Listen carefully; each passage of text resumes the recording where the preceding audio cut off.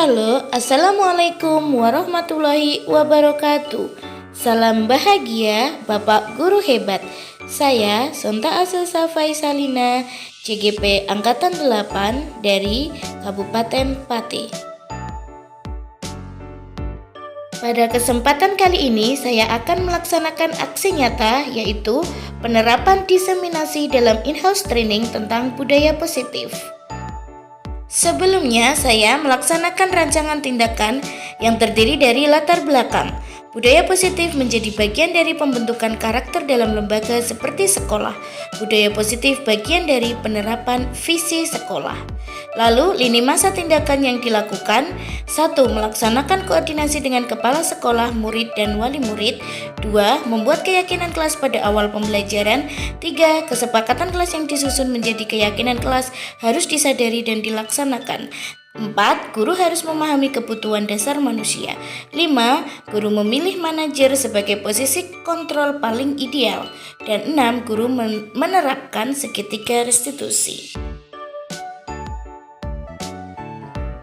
Tujuan: mewujudkan visi sekolah dengan budaya positif dengan sasaran murid sesuai dengan filosofi Ki Hajar Dewantara dan profil pelajar Pancasila. Tolak ukur terwujudnya karakter murid untuk berbudaya positif dan mendukung keberhasilan anak dari berbagai aspek. Dukungan yang dibutuhkan: kolaborasi kepala sekolah dan teman sejawat, kesepakatan dengan murid, kolaborasi dengan wali murid. Berikut saya tampilkan dokumentasi penerapan segitiga restitusi dan pembuatan keyakinan kelas.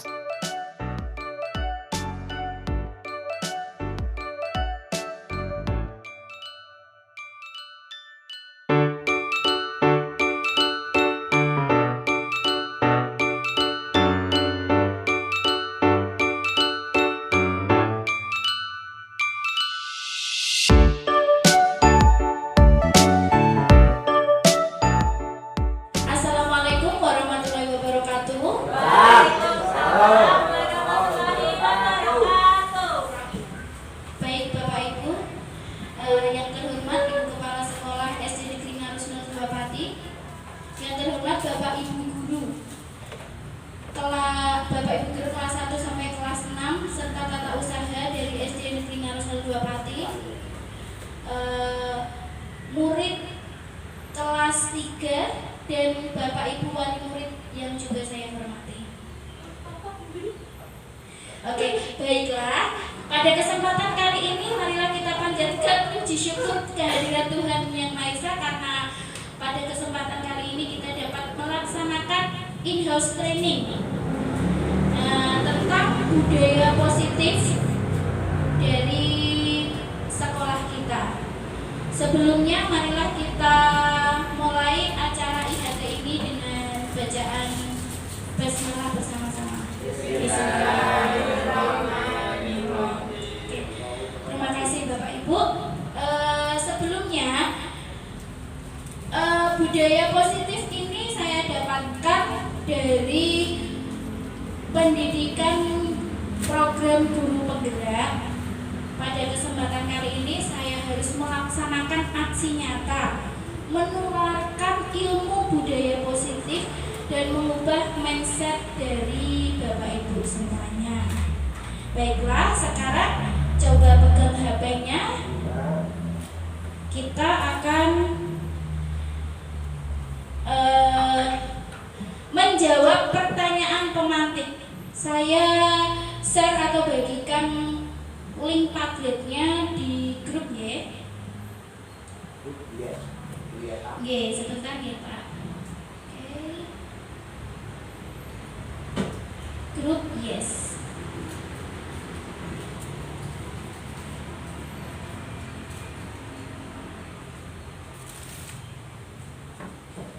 Nah, di situ ada link, coba dibuka, ada pertanyaan pemantik. Kira-kira menurut Bapak Ibu, makna dari disiplin itu apa?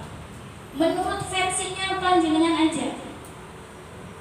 Terserah mau dijawab seperti apa, monggo. Yang penting Bapak Ibu menjawab makna disiplin menurut Bapak Ibu apa? Nggih, Bu. Iya, pakai link. Oh, yang lainnya bisa? Yang lainnya saja? Apa, Bu? Oke, boleh. Oke, Bu Arin, terima kasih. Disiplin, katanya Bu Arin adalah taat aturan. Baik, lanjut. Siapa lagi kira-kira?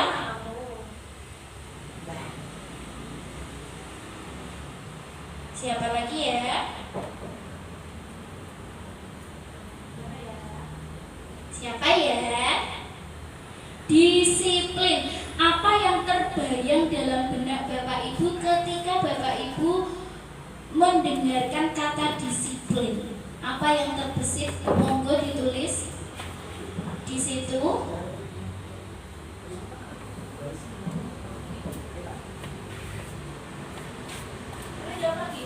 Boleh, monggo Bu Arin. Kalau mau jawab lagi nanti kita simpulkan sama-sama.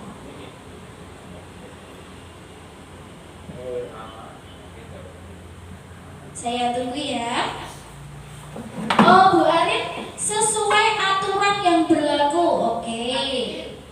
Oh, maaf ya, Kak Titin ya, Bu Tini. Katanya Bu Tini, disiplin adalah sesuai aturan yang berlaku. Ya, Bu Arin katanya mau jawab lagi. Disiplin itu maknanya sebetulnya itu dari bahasa Plato, maknanya positif. Tapi kadangkala bisa diartikan negatif. Ya, Kak Arin menjawab lagi, patuh terhadap nilai-nilai yang dipercaya. Oke, super sekali Bu Arin. Tepuk tangan Bu Arin.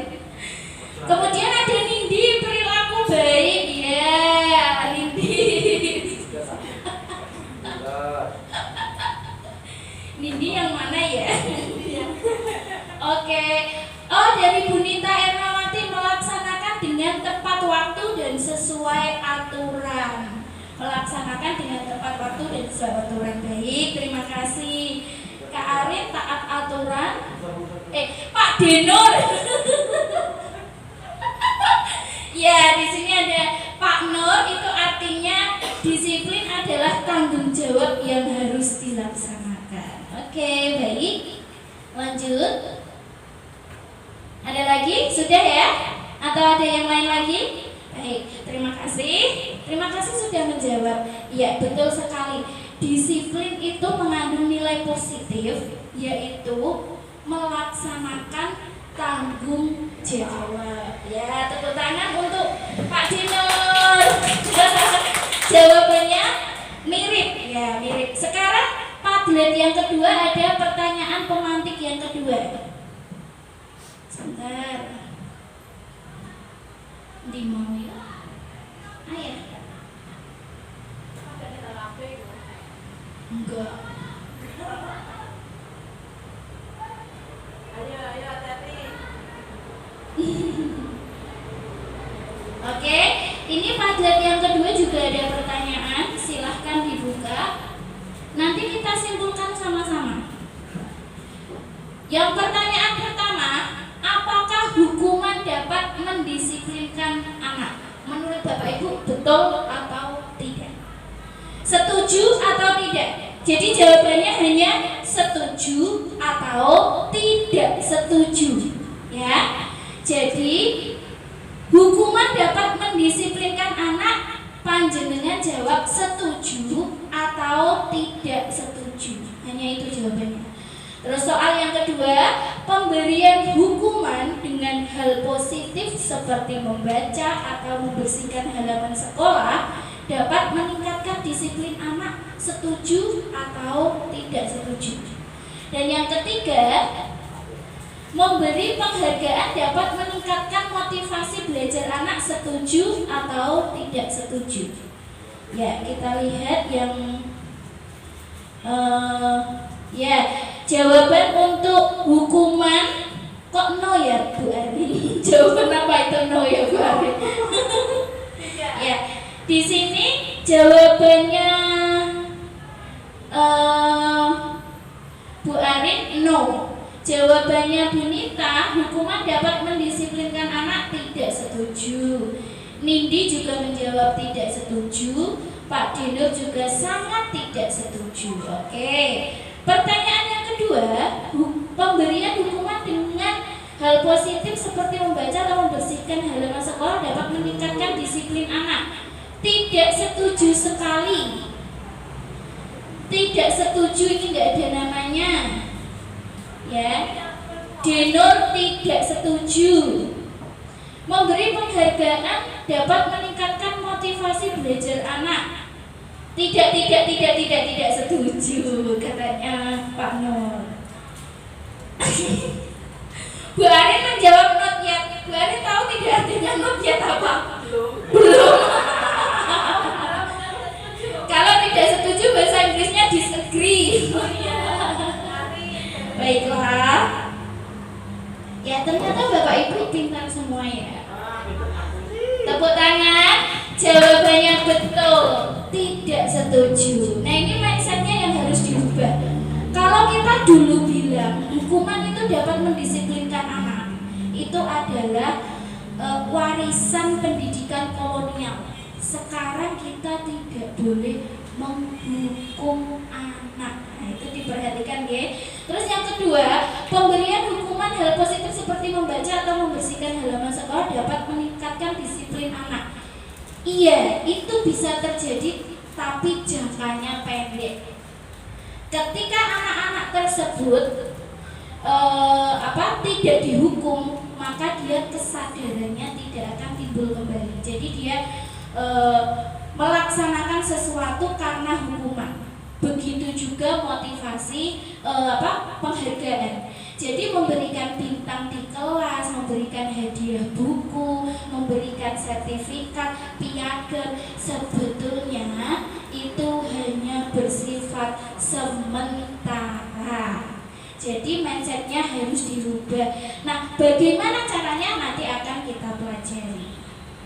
Oke, baiklah, konsep utama yang kita pelajari hari ini adalah perubahan paradigma. Paradigma itu cara pandang tentang belajar, disiplin positif, kebutuhan dasar manusia, motivasi perilaku manusia, posisi kontrol restitusi, keyakinan kelas, dan segitiga restitusi.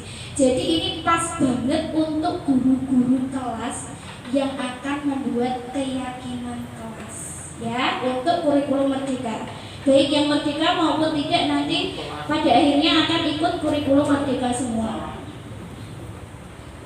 Ya, sekarang yang harus kita pahami, kurikulum merdeka itu sekarang yang menjadi titik fokus bukan materinya, di garis bawahi nggih, bukan materinya tetapi adalah karakter anak. Jadi karakter anak yang kita kita ingin capai adalah ada 1, 2, 3, 4, 5, 6. Ada 6 profil pelajar Pancasila. Siapa yang masih ingat lagunya pelajar profil Pancasila? Saya. Yuk kita tepuk tangan sambil bernyanyi. 1, 2, 3. Pelajar Pancasila beriman dan bertakwa pada Tuhan yang esa dan berakhlak mulia, berkebinekaan global, gotong royong mandiri, kreatif dan bernalar kritis. Oke, terima kasih. Jadi dari ke-6 pelajar profil Pancasila ini sudah memuat semua keterampilan dasar untuk anak, baik secara akademik maupun non-akademik. Oke, kita lanjut materi berikutnya. Ya, disiplin. Nah, ini yang kita tadi pelajari ya, disiplin positif. Jadi disiplin itu ternyata ada yang negatif, ada yang positif. Jadi di sini kita belajar disiplin positif. Nah, dalam budaya kita makna kata disiplin dimaknai menjadi sesuatu yang dilakukan seseorang pada orang lain untuk mendapatkan kepatuhan. Kita cenderung menghubungkan kata disiplin dengan ketidaknyamanan. Betul apa tidak Bapak Ibu? Kalau jenengan terpikir kedisiplinan, contohnya harus berangkat sebelum pukul 7. Rasanya mesti ketidaknyamanan atau nyaman? Nyaman. Oh, nyaman, baik. Sekarang nyaman Pak Nur. Oke, baiklah. Rata-rata yang namanya disiplin itu aturannya seperti mengikat. Jadi rata-rata itu dilakukan dengan keterpaksaan. Contohnya, seharusnya hari ini adalah pengumpulan tugas terakhir. Jika tidak mengumpulkan akan mendapat titik-titik. Itu namanya salah satu kata disiplin. Nah, sebagai pendidik, tujuan kita adalah menciptakan anak-anak yang memiliki disiplin diri sehingga mereka bisa berperilaku pada nilai-nilai kebajikan universal. Disiplin positif merupakan salah satu cara penerapan disiplin yang bertujuan untuk menumbuhkan kesadaran serta memberdayakan anak untuk melakukan sesuatu tanpa ancaman atau hukuman. Nah, kalau misalkan zaman dulu waktu saya sekolah tidak memotong kuku jarinya dipukul pakai penggaris. Ya itu zaman dulu ya, kita mengalami. Yang mengalami siapa, tunjuk tangan? Berarti saya tua sendiri. Bu Arin pernah mengalami atau tidak? Hukuman yang keras, hukuman secara fisik. Zaman sekolah, Bu Tuti iya? Iya. Iya, itu adalah Ganti aku. ayo kita di kantor. Barangnya di kantor, Kak. Oke. Jadi itu bukan disiplin deh Bapak Ibu. Itu adalah hukuman karena tidak membawa manfaat apa-apa untuk murid, tetapi memberikan rasa trauma saja untuk murid. Jadi gimana Pak, membawa apa? Kegembiraan. Oh iya, betul sekali. Kalau tidak seperti itu tidak baik. Tapi kita bisa memakai cara lain yang lebih baik agar tidak memberikan dampak yang besar di kemudian hari. Nah, ini akan kita pelajari nanti. Oke. Selanjutnya, nah, orang melakukan sesuatu, begitu juga kita melakukan kedisiplinan, itu adalah beberapa dasarnya untuk satu, bertahan hidup, kasih sayang dan rasa diterima, penguasaan, kebebasan dan kesenangan. Itu yang akan dituju rata-rata sebagai manusia. Contohnya, anak-anak biasanya ramai di kelas itu pasti ada dasarnya. Jadi semua tindakan pasti ada alasannya. Contohnya, dia ramai berarti dia ingin memenuhi kebutuhan apa dalam hidup dia? Kebebasan misalnya, kesenangan misalnya. Ya, contohnya, saya tugasnya banyak, stres sekali, maka saya harus pergi jalan-jalan atau makan makanan yang enak. Itu berarti kebutuhan dasarnya apa? Kebutuhan dasar manusianya. Bertahan hidup, kesenangan, ya. Contohnya lagi, saya tak berangkat pagi biar Bu Arin senang, biar Bu Tini senang. Berarti itu namanya kebutuhan dasar apa? Iya, kasih sayang dan diterima orang lain. Itu pasti ada dalam manusia. Apalagi oleh anak kecil. Yang besar sekitar aja pasti memiliki ini. Apalagi anak kecil, oke? Itu jadi inilah yang menjadi dasar bagi kita atau anak-anak manusia untuk melakukan tindakan. Jadi alasannya ini. Selanjutnya, nah, jadi sekarang kalau Bapak Ibu mengatakan disiplin itu ada keterpaksaan dalam melakukan itu, namanya bukan disiplin tapi hukuman, ya. Jadi orang yang melakukan disiplin dalam tanda kutip negatif itu pasti satu, menghindari ketidaknyamanan dan hukuman. Betul atau tidak? Contohnya, berangkat pukul 7, keri-keri datangnya anaknya pukul 7 lebih. Berarti dia kalau mau berangkat pagi, salah satu alasannya adalah menghindari ketidaknyamanan atau hukuman. Kedua, mendapatkan imbalan atau penghargaan dari orang lain. Nah, ini adalah contoh-contoh jika Bapak Ibu guru menerapkan hadiah. atau reward kepada anak yang pinter. Jadi dia akan melakukan sesuatu berdasarkan imbalan atau hadiah. Jadi motivasi dalam dirinya tidak ada kalau tidak dipancing dengan hadiah atau imbalan. Kemudian yang ketiga adalah menghargai nilai-nilai kebajikan diri sendiri. Nah, yang ketiga ini yang penting, menghargai nilai-nilai kebajikan diri sendiri.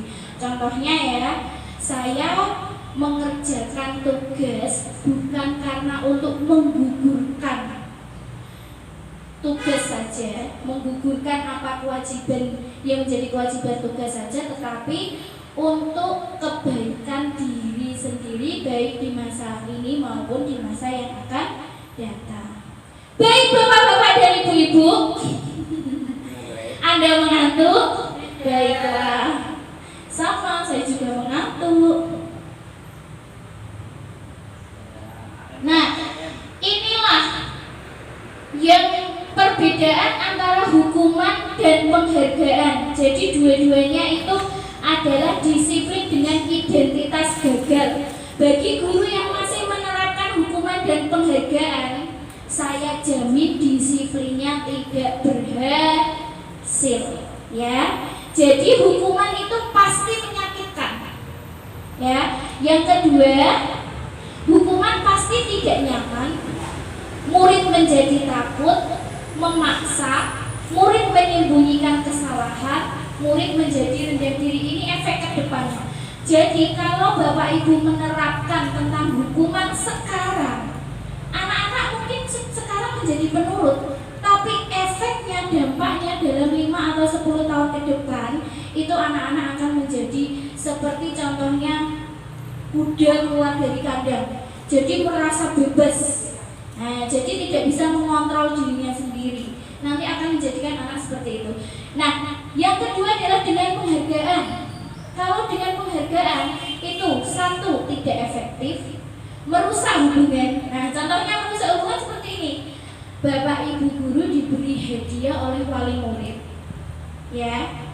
Terus saat akan melakukan penilaian, Bapak Ibu guru menjadi tidak objektif. Itu adalah salah satu dampak disiplin dengan identitas gagal. Yang ketiga adalah mematikan kreativitas, karena mereka menjadi tidak termotivasi untuk menjadi bisa. Jadi cukup kalau dikasih hadiah, ya udah, kemampuanku, aku mengerjakan segini aja sudah sudah diizinkan guruku, kok udah baik kok. Berarti tidak ada dalam dirinya untuk lebih lagi dan lebih lagi. Itu mematikan kreativitas. Menghukum dengan sistem ranking, ya. Bapak Ibu, jadi sekarang di kelas Bapak Ibu sudah seharusnya tidak memakai ranking lagi. Karena ranking itu kalau Bapak Ibu sadari itu adalah diskriminasi ke anak. Jadi mungkin Bapak Ibu tidak menyadari bahwa anak-anak yang tidak mampu atau golongan menengah ke bawah itu merasa minder dan rendah diri. Jadi memang wajar jika Bapak Ibu itu hanya mengistimewakan anak-anak yang pintar, yang istimewa 10 besar itu yang diistimewakan. Tapi tidak sadar bahwa murid-murid yang lainnya juga punya potensi lain. Kalau ada kata lain dengan ranking itu contohnya gini. Kemarin saya ditanya, Bu, anak saya ranking berapa? Di kelas saya tidak ada ranking, Bu. Tapi kemudian bertanya lagi, anak saya urutan keberapa di kelas jumlahnya? Itu sama aja. Ya, jadi kalau nanti ada yang tanya apakah anak saya ranking berapa biar tahu kemampuannya dalam satu kelas, jawabannya yang tepat seperti ini. Bu, Pak, semua anak itu memiliki kompetensi dan kepintarannya sendiri-sendiri. Jadi Bapak Ibu misalnya si A, si Nindi bisa tidak mendapatkan ranking 10 besar di kelasnya, tapi Nindi bisa di bagian ini. Maka bagaimana agar Bapak Ibu wali murid kita itu merasa puas dan tahu bagaimana perkembangan anak? Maka seharusnya paling tidak Bapak Ibu guru itu setiap 2 bulan atau 3 bulan sekali mengkonsultasikan sebenarnya si fulan misalkan sudah bisa apa, si B sudah bisa apa, si C sudah bisa apa, si A misalkan bagian ininya Bu lemah. Itu perlu agar tidak ada lagi statement atau pola pikir yang menyatakan bahwa anak saya tidak punya ranking jadi dia tidak bisa di kelasnya. Seperti itu. Lanjut 3. Baik Bapak Ibu, selanjutnya keyakinan kelas tadi yang sudah saya singgung di depan ya. Keyakinan kelas itu dibuat berdasarkan kesepakatan satu kelas. Bagaimana tahapannya?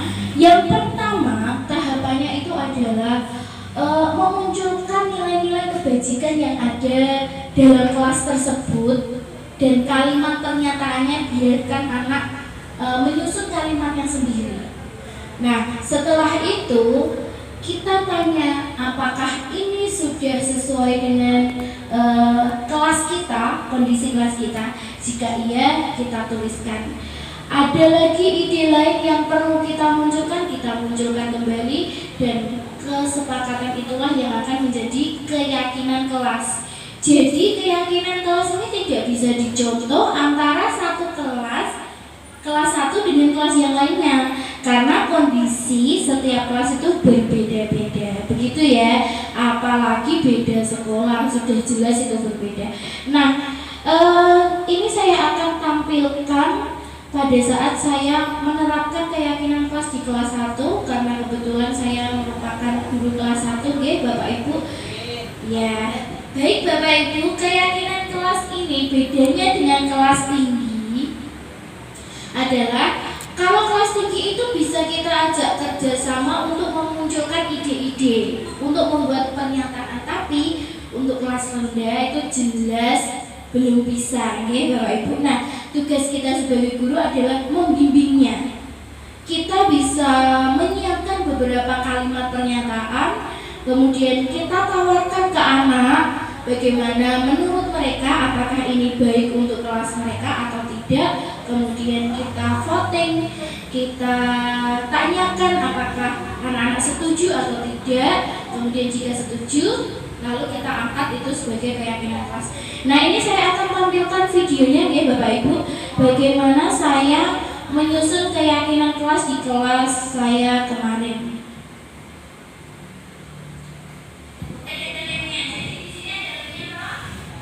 Nulisnya di baliknya sini. Jadi ini lemnya nanti menempel di sini. Ya, sekarang caranya dengarkan. Tadi kemarin kita sudah caranya, jadi kemarin kita nonton apa tadi? Seberapa?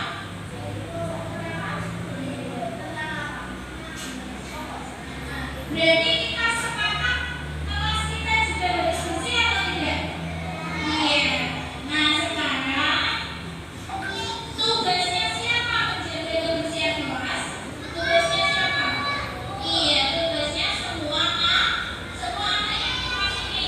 Ibu tulis ya, ibu tulis 1, menjaga kebersihan kelas. Iya, dan jadi tulis. Nah, sekarang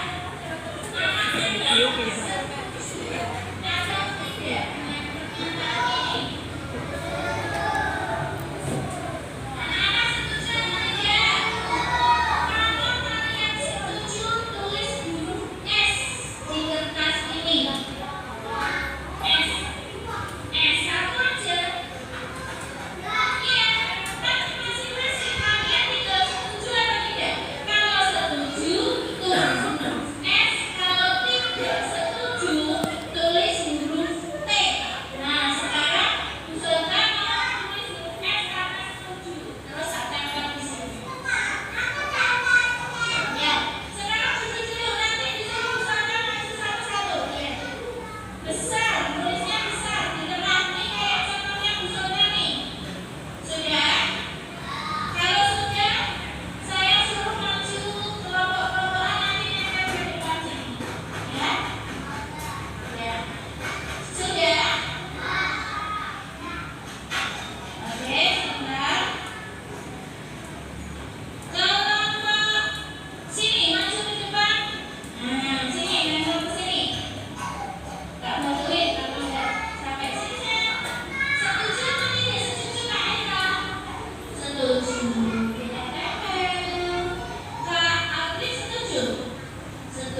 Kita tempel. Iya, kita tempel. Sini. Dia duduk gak makan tadi. Kita tempel. Ya, lagi. Kita tempel. Duduk, jatuh. Iya. Sini, Nek. Pindah. Ya, baik. Itu tadi nggih, Bapak Ibu, bagaimana saya menerapkan keyakinan kelas yang ada di kelas saya. Jadi, kalau kelas 1 belum bisa membuat kalimat menjaga kebersihan kelas. Belum bisa memunculkan ide-ide seperti itu. Mungkin ada dari satu kelas tapi tidak banyak. Nah, tugasnya saya adalah memantik atau memotivasi untuk memunculkan ide mereka. Sebelum kegiatan ini dilakukan, sebelumnya saya menampilkan video-video yang berhubungan dengan nilai-nilai kebajikan. Contohnya, saya menampilkan video tentang kebersihan, ya, membuang sampah pada tempatnya, kemudian akibat anak yang datang terlambat masuk kelas, ada lagi kemudian pembulian atau akibat perundungan. Nah, dari film-film itu yang ditonton mereka, saya tinggal memantik rasa ilmu atau ilmu yang sudah didapatkan atau amanat yang sudah didapatkan dalam cerita itu. Contohnya seperti ini. Anak-anak, kemarin kita sudah menonton film tentang perundungan yang dilakukan Jono dan Patrick itu baik atau tidak. Lalu anak-anak menjawab tidak baik, Bu. Nah, bagaimana seharusnya Jono dan Patrick? Ya harus bersikap baik. Ya, bersikap baik itu yang seperti apa? Tidak boleh apa? Tidak boleh melakukan perundungan, tidak boleh mengejek. Berarti harusnya bagaimana? Menumbuhkan kasih sayang. Nah, terus timbul pernyataan menumbuhkan kasih sayang karena dalam keyakinan kelas tidak diperbolehkan untuk menyusun kalimat negatif yang ada mengandung kata tidak atau dilarang. Seperti itu nggih, Bapak Ibu. Nah, itu tadi cuplikannya tentang keyakinan kelas. Nah, bagaimana jika di suatu kelas sudah tersusun keyakinan kelas? Keyakinan kelas itu dipatuhi bersama oleh guru, baik guru maupun siswa-siswa satu kelas. Jika ada yang melanggar, apa yang kita lakukan?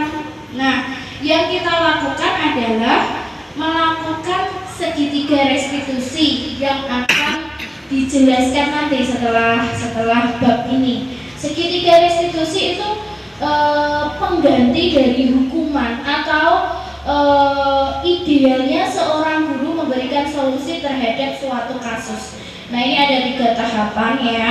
Dan nanti saya akan jelaskan, mungkin nanti akan saya jelaskan lagi. Yang pertama itu tahapannya adalah menstabilkan identitas. Yang kedua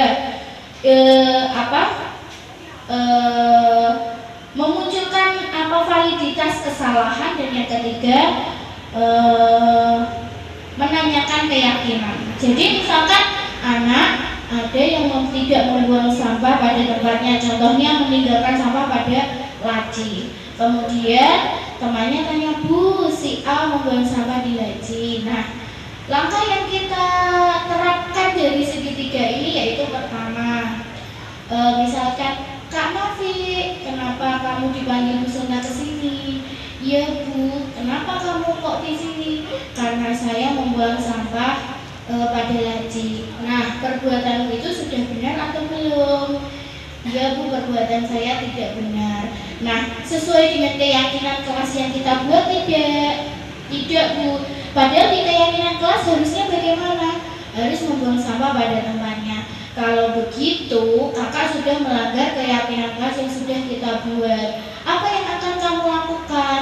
Saya akan memperbaikinya dan saya tidak akan mengulangi perbuatan itu lagi. Nah, seperti itu contoh segitiga restitusi. Kemudian jika ada pertanyaan, Bu, bagaimana jika segitiga restitusi itu sudah diterapkan berulang-ulang kali tetapi anak tetap melanggar? Nah, sebagai guru, segitiga restitusi sih tidak hanya satu kali saja diterapkan, berkali-kali. Jika memang itu tidak mencapai optimal untuk perubahan seorang anak, maka selanjutnya kita bisa berkolaborasi dengan teman sejawat lain. Mungkin dengan gurunya yang ini dia tidak menurut, tetapi dengan guru yang lain bisa menurut, atau bisa berkolaborasi dengan orang tuanya di rumah agar sama-sama untuk menasihati si anak ini agar berubah ke jalur yang benar lagi. Seperti itu ya Bapak Ibu. Iya. Oke, baiklah. Nah, perbedaan antara hukuman, konsekuensi, dan restitusi. Kalau restitusi itu adalah bentuk dari sikap untuk mengubah perilaku anak yang semula tidak baik menjadi baik, kemudian mengembalikan anak pada kelompoknya. Itu adalah restitusi. Kalau hukuman itu tidak memberikan manfaat dan berdampak negatif. Jika konsekuensi adalah bentuk dari suatu tindakan dan dapat konsekuensinya melalui kesepakatan. Kalau konsekuensi ada kesepakatannya. Hukuman itu dampaknya negatif dan tidak membawa manfaat. Kalau konsekuensi itu adalah tindakan yang diambil untuk memberikan konsekuensi kepada tindakan yang salah, tetapi berdasarkan kesepakatan. Contohnya konsekuensi itu gini. Contohnya kalau kita terlambat masuk kelas, mengambil sampah, disepakati gurunya dan siswanya, itu konsekuensi.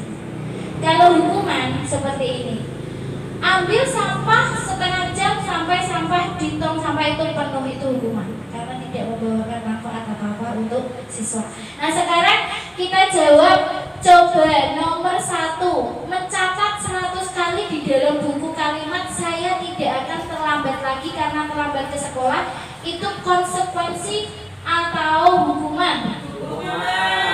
Hukuman. Oke, yang kedua, lari mengelilingi lapangan basket 2 kali karena terlambat hadir di sekolah. Hukuman. Lanjut, yang ketiga Bu Eri dibaca. Murid diminta untuk push up 15 kali karena tidak menggunakan masker ke sekolah. Hukuman ya. Pak Nur, yang nomor selanjutnya.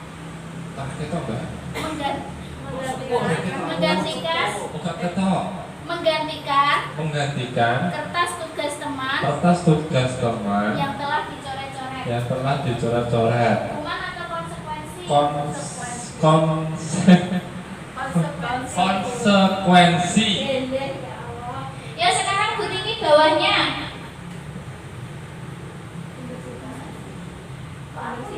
Membersihkan, menumpahkan air di meja tulis karena tersenggol pada saat belajar. Apa itu? Konsekuensi. Oke, baik. Nah, selanjutnya murid disuruh untuk mengenakan sepatu seharian di sekolah karena tidak mengenakan sepatu hitam. Hukuman atau konsekuensi? Hukuman. Oke, nanti kita lihat jawabannya. Kemudian lari mengelilingi lapangan basket 2 kali karena terlambat 10 menit tapi untuk pelajaran PJOK. Hukuman atau konsekuensi? Konsekuensi. Oke, kita lihat jawabannya.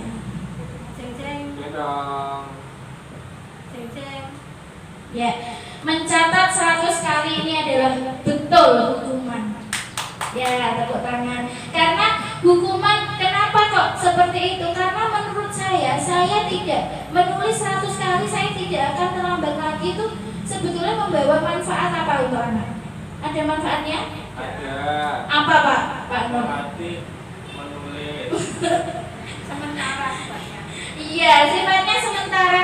Kenapa? Itu malah justru nanti dia akan sementara dia besok akan mematuhinya, tapi selanjutnya ini tidak mengena di hati anak-anak.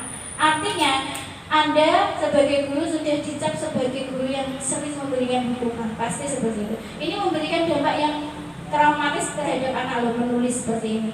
Yang kedua, anak-anak bisa tertinggal pelajaran, jadi tidak ada manfaatnya. Yang kedua adalah lari mengelilingi lapangan basket, jelas hukuman karena bersifat fisik. Sekarang tidak boleh memberikan hukuman dalam bentuk fisik. Yang ketiga, diminta push up juga hukuman.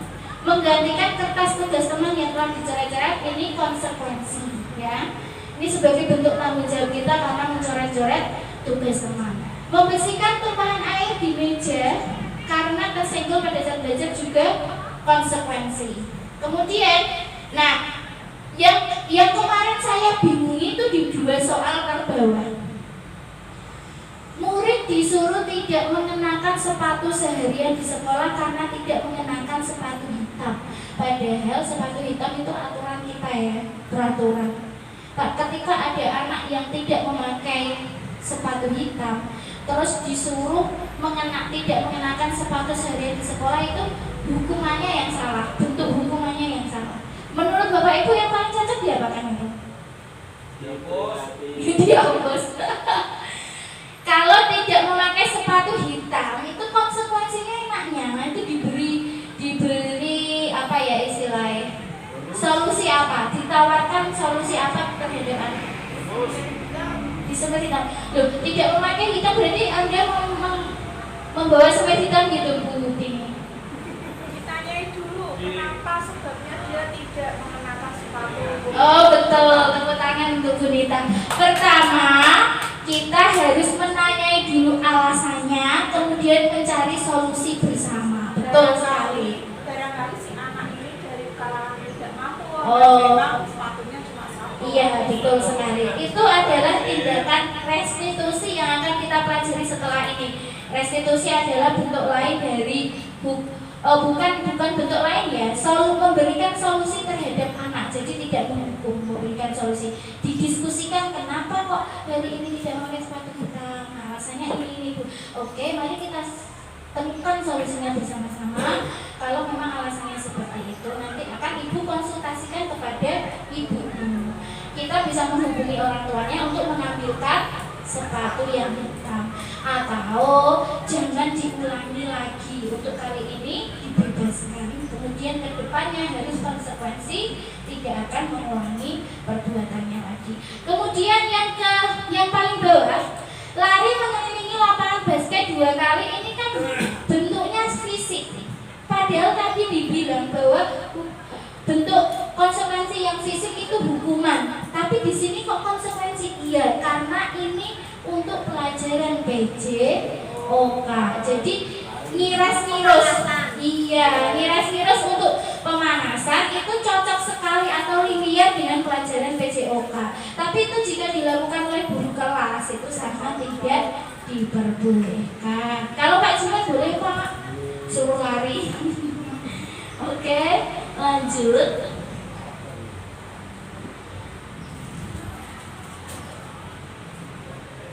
Nah, ini loh bedanya hukuman dan konsekuensi. Kalau hukuman itu sesuatu yang menyakitkan yang harus terjadi, membuat anak sakit fisik maupun hati untuk jangka lama. Jadi pernah saya kemarin ada tugas CGP seperti ini. Berilah 2 masa umurmu ketika Bapak Ibu mengalami hal yang paling menyenangkan dan menyakitkan. Coba sekarang Pak Nur, iya, oke, izin ke kamar mandi ya, Dek. Oke. Oke, Pak Nur punya pengalaman menyakitkan nggak semasa sekolah? Punya. Apa Pak Nur bisa disebutkan? Dulu ketika masih sekolah dasar, kebiasaan kami dan teman-teman setiap hari Sabtu itu kan guru-guru ada kegiatan KKG. Nah, kita setiap hari Sabtu itu pasti akan mengadakan tanding sepak bola dengan SD yang lainnya.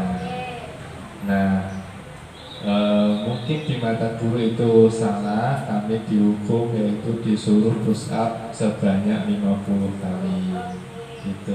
Oke, itu Pak Nur itu mengalaminya di umur berapa? Kelas 5 Berarti umurnya sekitar sekitar 10 tahun ya. Sekarang Pak Nur umurnya berapa? 30, 25. 10 tahun sampai ke 25 itu jaraknya berapa tahun? Iya, 15 tahun Pak Nur masih mengingat hukuman itu.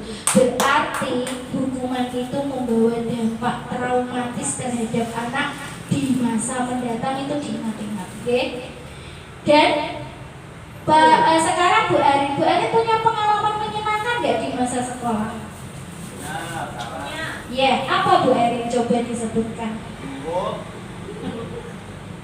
Waktu kelas 3, guru saya Kak Joko. Oke, cocok. Ini Joko ibu ketiga. Ya, saya dulu waktu itu ulangan lisan. Nah, yang bisa saya sendiri di pelajaran bahasa Indonesia. Iya Bu, betul.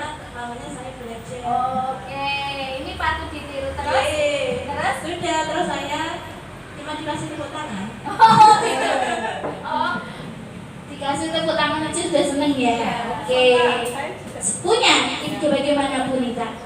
Ini bukan menyenangkan ya Bu Sonta, Tapi menyakitkan. menyakitkan, Oke. tapi sebetulnya ini sebagai pelajaran saya sebagai guru sampai Oke. sekarang. Iya, gimana? Jadi Bu Nita? gini, saya dulu itu di SMP 1 ya, gurunya semuanya disiplin. SMP 1 Pak deh. Iya, SMP 1 Oh, Pati. iya.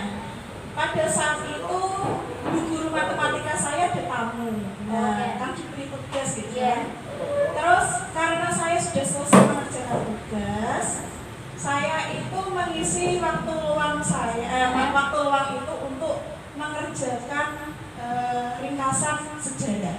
Oke, berarti anak rajin ini. Nah, di sisi lain teman-teman saya yang sudah mengerjakan itu malah ramai sendiri. Nah, ketika bu guru saya tadi masuk ke dalam kelas, melihat suasana ramai sekali karena saya tempat duduknya di depan guru saya ditanya, Mak, saya yang ditanya, kok ada ramai kabeh? Kowe ngerjain apa, Dok? Saya ringkas sejarah, Bu. Nyambi, ayo, anu ngaduknya gak ngarep. Nah, itu. Nah, kasusnya seperti itu, dan itu menjadi pembelajaran saya ketika saya jadi guru. Sebetulnya itu kan apa yang saya lakukan juga Betul. baik, Nah, tapi ternyata oleh guru saya ternyata tidak baik. Oke. Terima kasih kesempatan. Iya. Oke, tepuk tangan untuk Bu Rita. Jadi apa yang dilakukan anak versi anak itu belum tentu diterima baik oleh gurunya.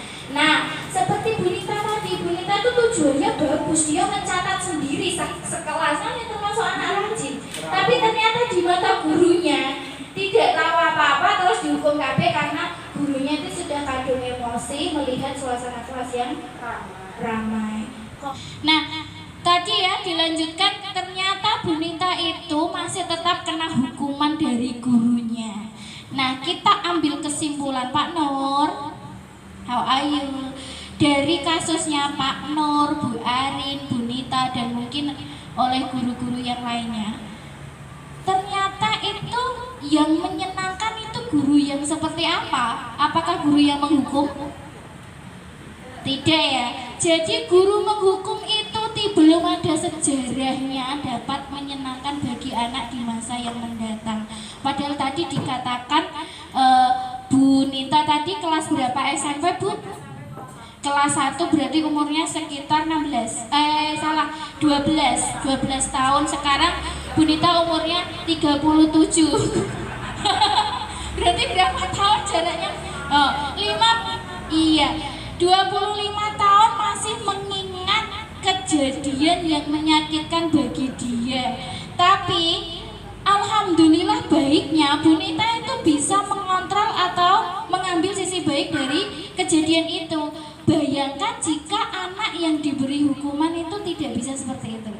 Ya, contohnya anak-anak yang punya mental rendah diri dikasih hukuman seperti itu, efeknya bisa luar biasa. Kedepannya bisa jadi anak yang dibully itu nanti kalau dia survive dengan kehidupannya, bertahan, kedepannya anak itu bisa menjadi pembuli.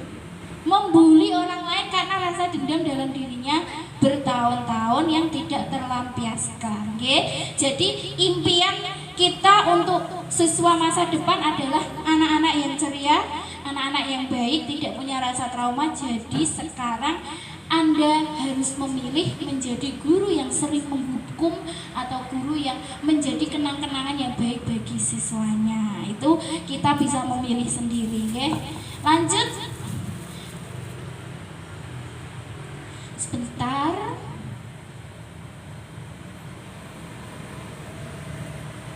Yuk. Oke, lanjut. Nah, ini loh guru itu memiliki 5 peran kontrol atau posisi kontrol. Kita mau pilih yang mana, terserah jenengan yang memutuskan. Yang pertama sebagai penghukum. Kamu melanggar aturan sekolah, berdiri sana di depan kelas. Itu berarti guru sebagai penghukum. Atau yang kedua, pembuat rasa bersalah. Contohnya, gara-gara kamu melanggar aturan, bu guru jadi dimarahi kepala sekolah.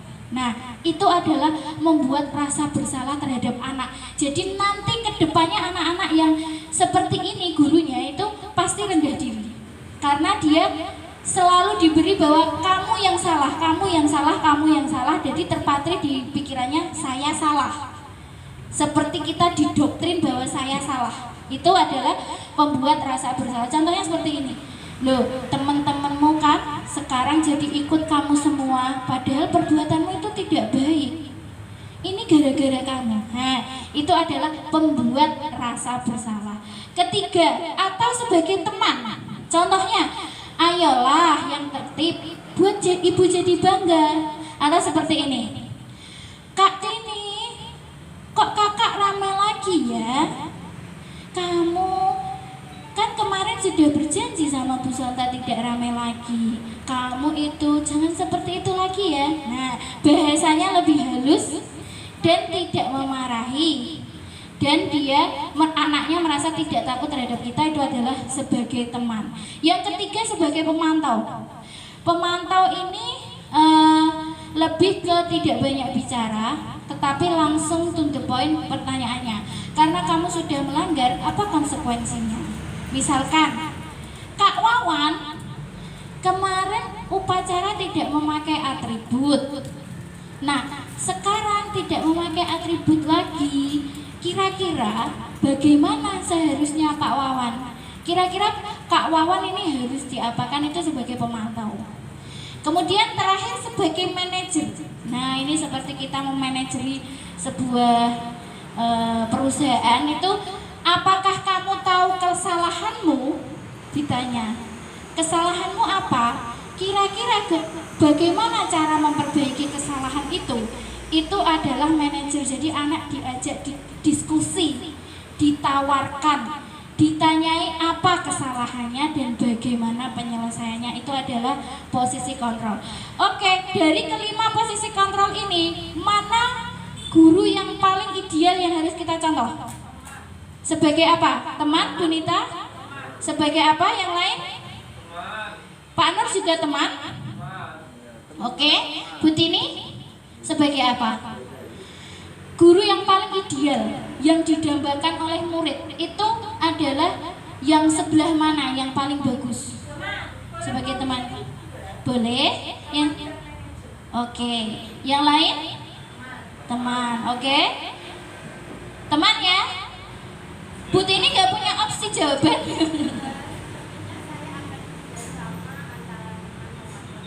Oh, pinter. Jawabannya adalah yang paling ideal menjadi guru adalah manajer. Tetapi kita tidak bisa menjadi manajer terus, kondisional sifatnya.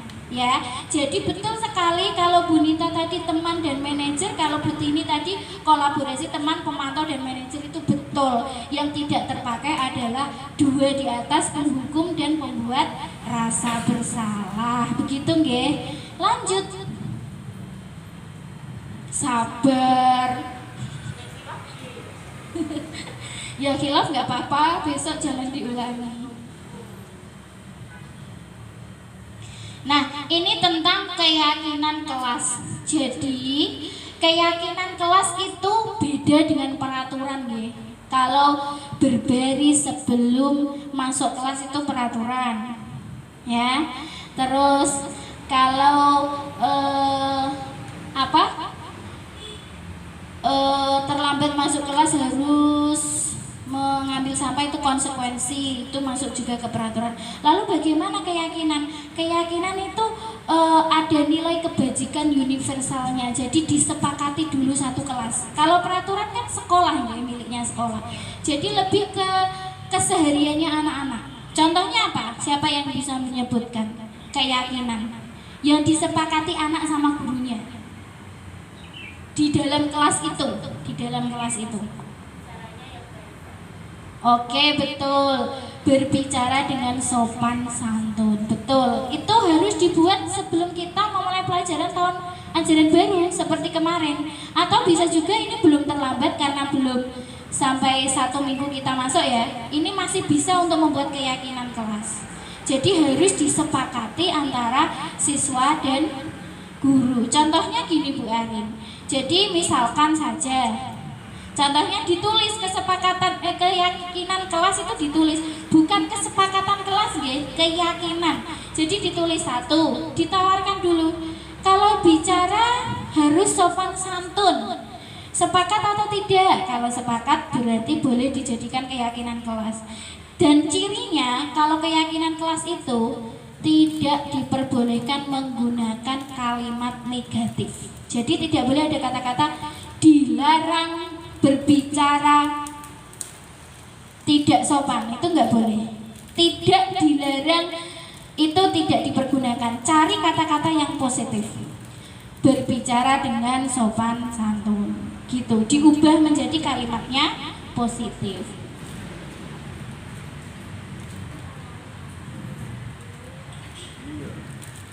Nggih.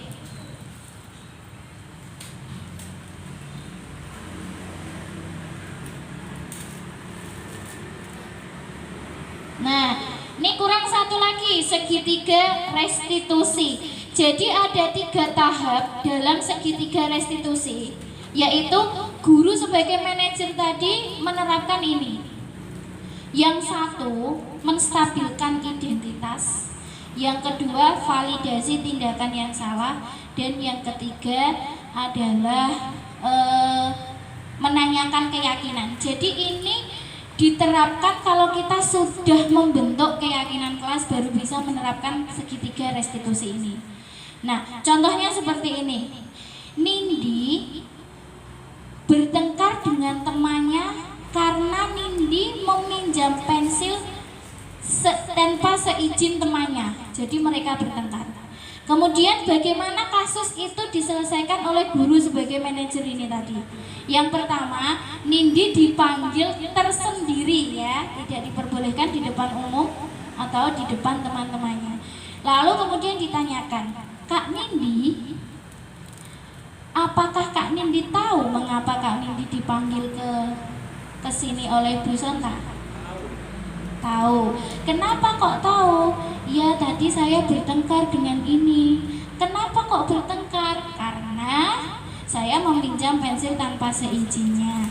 Nah, kemudian yang kedua, validasi tindakan yang salah. Terus ditanya, dengan meminjam pensil, dengan mengambil pensil tanpa meminjam pemiliknya, itu perbuatan yang salah atau tidak? Terus dijawab sendiri oleh Kak Nindi, salah Bu. Berarti itu kita mengajarkan kesadaran, ya, kesadaran terhadap anak. Terus kemudian lanjutnya, tanyakan keyakinan. Nah, tindakan kakak itu sesuai dengan keyakinan kelas yang kita sepakati tidak? Tidak. Kalau begitu kita diskusikan solusinya. Bagaimana agar temanmu tidak marah, Kak Nindi? Jawabannya Kak Nindi, saya meminta maaf Bu. Betul. Nah, kemudian yang kedua, apakah kamu ingin mengulangi perbuatan itu lagi? Tidak. Terus diberi kata-kata penyemangat. Iya Kak Nindi, Bu Sonta percaya sama Kak Nindi bahwa tidak akan melakukan perbuatan itu lagi. Jadi itulah yang harus kita pelajari. Konseling atau bimbingan konseling menggunakan segitiga restitusi ini tidak menghukum, tetapi menawarkan solusi terhadap siswa kita. Berarti secara tidak langsung kita itu menumbuhkan kesadaran terhadap anak. Jadi kita menumbuhkan motivasi internal yang ada dalam diri anak. Begitu nggih Bapak Ibu?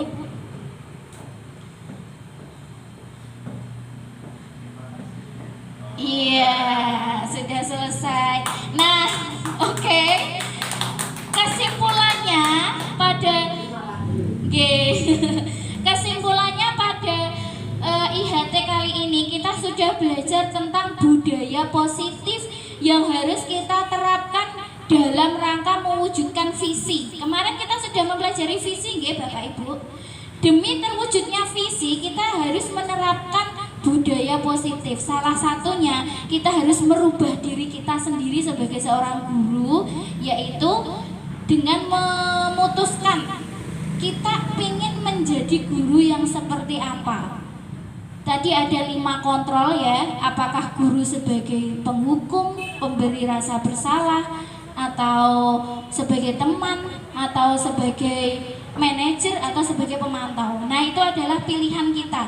Tetapi yang harus kita garis bawahi Pak Nur, kalau Pak Nur kemarin itu menjelaskan bahwa anak seperti kertas putih itu harus saya luruskan. Anak itu sebetulnya sudah ada goresannya, bukan kertas putih. Karena sejatinya dia lahir dari rahim ibu, lingkungan pertamanya adalah keluarga. Otomatis dia itu sudah dicetak atau ditulis oleh lingkungannya sendiri. Kita itu tidak bisa mencoret-coret sesuai keinginan kita, memaksa. Jadi kita itu hanya tugasnya mempertebal yang sudah baik dan menghilangkan yang tidak baik. Jadi sangat tidak mungkin jika kita memilih menjadi guru sebagai penghukum, karena tidak akan mendapatkan dampak yang baik untuk anak-anak. Terima kasih atas kehadirannya untuk HT ini. Saya akhirin ya Bapak Ibu kegiatan hari ini. Jika ada salah kata saya mohon maaf yang sebesar-besarnya. Kita akhiri acara dengan bacaan hamdalah bersama-sama. Alhamdulillahirabbil alamin. Wassalamualaikum warahmatullahi wabarakatuh. Warahmatullahi wabarakatuh. Oke. Assalamualaikum warahmatullahi wabarakatuh. Nama saya Nita Ernawati SPD dari SDN Ngarus, teman sejawat dari Ibu Sonta Asilsa Faisalina, CGP Angkatan 8 dari Kabupaten Pati, akan memberikan testimoni mengenai diseminasi dalam IHT mengenai budaya positif. Menurut saya bertambah pengetahuan setelah melaksanakan IHT tersebut, sehingga kedepannya saya akan menerapkan segitiga restitusi kepada anak didik saya. Terima kasih. Wassalamualaikum warahmatullahi wabarakatuh. Assalamualaikum, nama saya Kinis Dewa Yunda.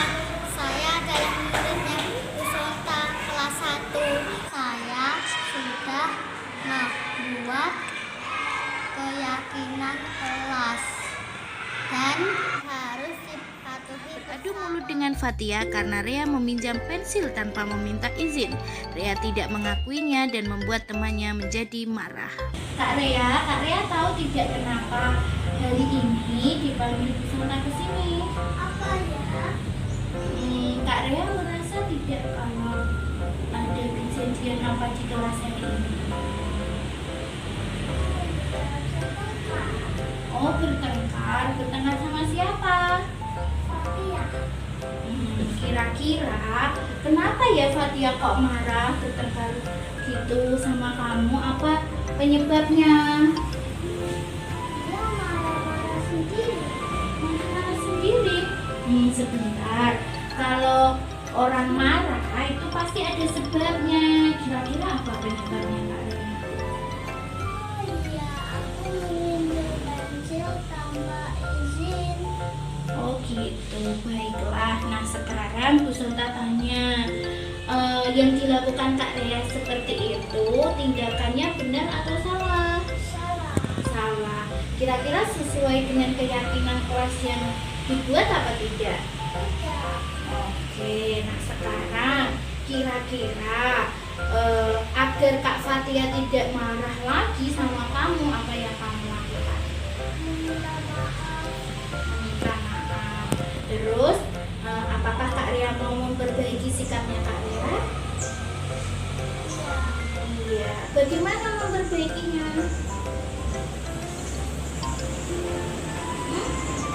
Besok mau melakukan itu lagi atau tidak? Tidak. Berarti besok Kak Ria kalau meminjam bagaimana?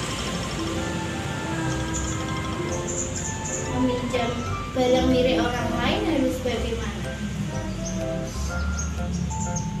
Izin orang yang punya. Iya. Oke, Bu Sonta percaya sama Kak Rea. Kalau Kak Rea itu anak yang baik, besok tidak akan melakukan tindakan yang salah lagi, dan Kak Rea harus mau berubah. Oke Kak Rea? Kita sepakat ya? Iya, silahkan masuk ke kelas lagi kalian dulu. Oke, terima kasih. Assalamualaikum warahmatullahi wabarakatuh. Saya Rea, muridnya Bu Sonta dari kelas 1. Saya melakukan hal salah karena meminjam benda orang lain tanpa izin. Saya meminta maaf. Saya tidak melakukan hal itu lagi. Jika Bu Sonta mengetahuinya, Bu Sonta tidak marah. Saya sudah berdiskusi dengan Bu Sonta. Besok saya berjanji enggak melakukan hal itu lagi. Ya toh? Iya. Nah, kalian tulisnya di sebelah yang tidak ada lemnya. Jadi di sini ada lemnya toh? Nulisnya di baliknya sini. Jadi ini lemnya nanti buat nempel ke sini. Kayak gini. Udah paham? Ya, sekarang caranya dengarkan. Tadi kemarin kita sudah katanya Beril, kemarin kita nonton apa Beril? Super apa? Super apa? Tentang apa? Berarti kita sepakat kelas kita juga harus bersih atau tidak? Iya. Nah sekarang tugasnya siapa menjaga kebersihan kelas? Tugasnya siapa? Iya, tugasnya semua anak yang di kelas ini. Ibu tulis ya. Ibu tulis 1, menjaga kebersihan kelas. Iya, lihat ditulis. Nah, sekarang anak-anak setuju atau tidak dengan pernyataan ini? Anak-anak setuju atau tidak? Kalau kalian setuju, tulis huruf S di kertas ini. S. S satu aja. Iya, kan masing-masing kalian tinggal setuju atau tidak. Kalau setuju, tulis huruf S. Kalau tidak setuju, tulis huruf T. Nah,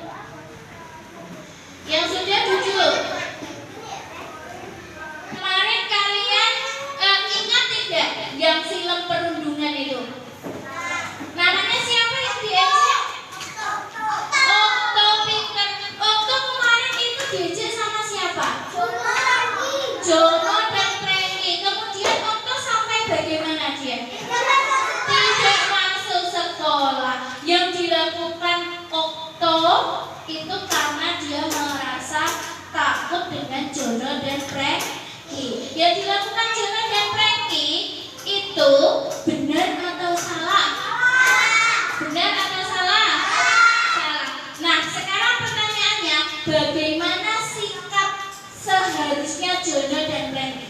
Siapa yang bisa jawab? Tunjukkan. Ada, jadi ya.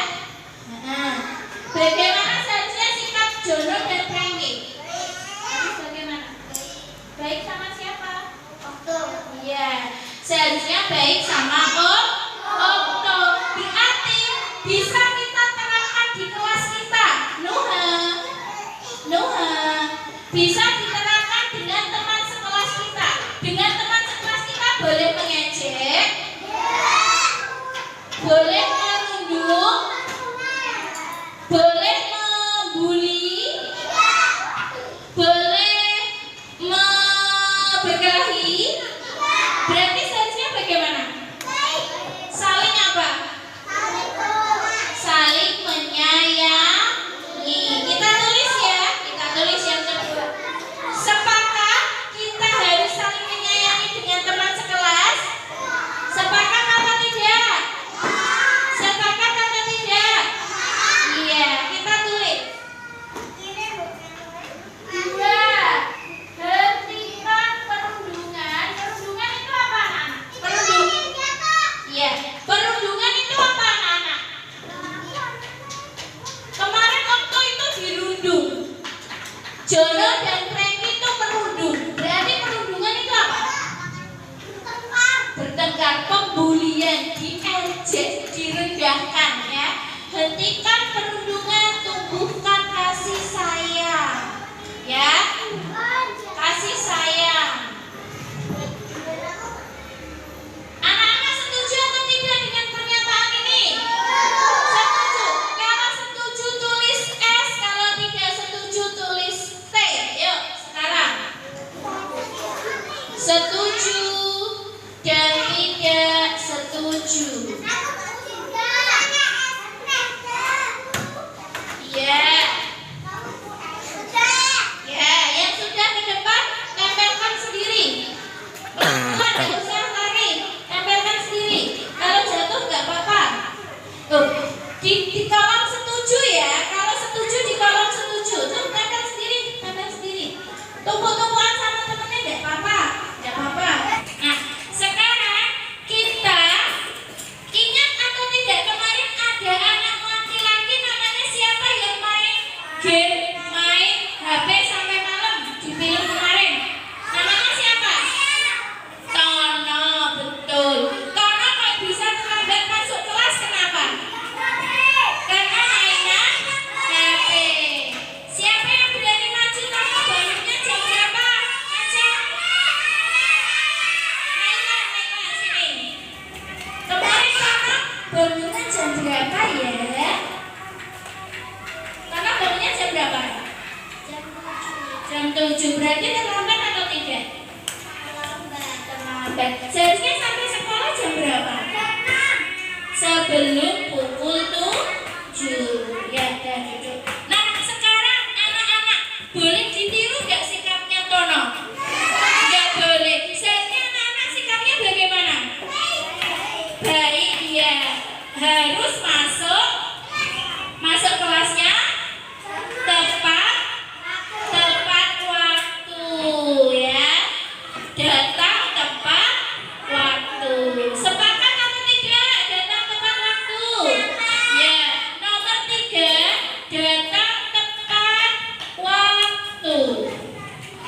Datang tepat waktu. Setuju atau tidak setuju? Setuju atau tidak setuju? Setuju. Sudah, sekarang datang tepat waktu yang setuju ditulis S, yang tidak setuju tulis T. Yuk coba. Ya, yang sudah boleh ditempelkan ke depan lagi. Ya, pelan-pelan, gak usah lari.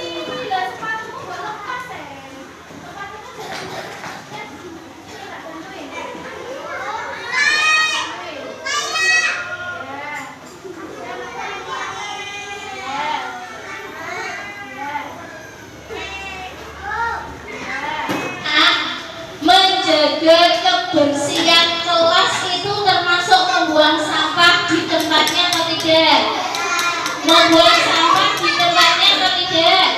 Iya. Jangan dilaci. Laci mana laci? Lihat, laci mana laci? Iya, laci itu tempat menyimpan buku, bukan tempat menyimpan bukan tempat menyimpan Iya. Sekarang kalau pagi sebelum memulai pelajaran, kita berdoa dulu atau tidak? Berdoa dulu atau tidak? Iya. Berarti setuju ya? Berdoa sebelum dan sesudah belajar. Untuk mempersingkat waktu biar anak-anak cepat makan bekal, kita baca yang nomor 4. Berdoa dan sesudah dan sebelum belajar. Sepakat, setuju atau tidak setuju? Yang setuju tunjuk tangan. Oke, kita sepakat ya. Sebelum dan sesudah belajar harus apa? Berdoa. Setuju. Berarti semua anak setuju ya. Semua anak setuju. Lanjut. Nomor 5, berbaris sebelum masuk kelas. Setuju atau tidak? Yang setuju tunjuk tangan. Oke, setuju semua. Nah, yang terakhir tadi Kak Donita tadi yang nonton film tadi. Kak Donita bersikap bagaimana? Mandiri karena bisa melakukan tanggung jawabnya sendiri. Anak-anak di sini mau meniru Kak Donita tidak? Mau atau tidak? Berarti harus bersikap mandiri dalam belajar dan bertindak. Yang setuju tunjuk tangan. Oke, baik, kita berarti setuju ya. Setuju. Oke. Terima kasih anak-anak. Ini adalah keyakinan kelas yang kita akan lakukan setiap hari. Yang pertama, siapa Kak Valeri baca? Pertama apa ini? Menjaga kebersihan kelas. Yang kedua baca lagi Kak Valeri. Tumbuhkan kasih. Iya. Yang ketiga apa? Datang tepat waktu. Yang keempat, berdoa sebelum dan sesudah belajar. Yang kelima, berbaris sebelum masuk ke kelas. Yang keenam, mandiri dalam belajar dan bertindak.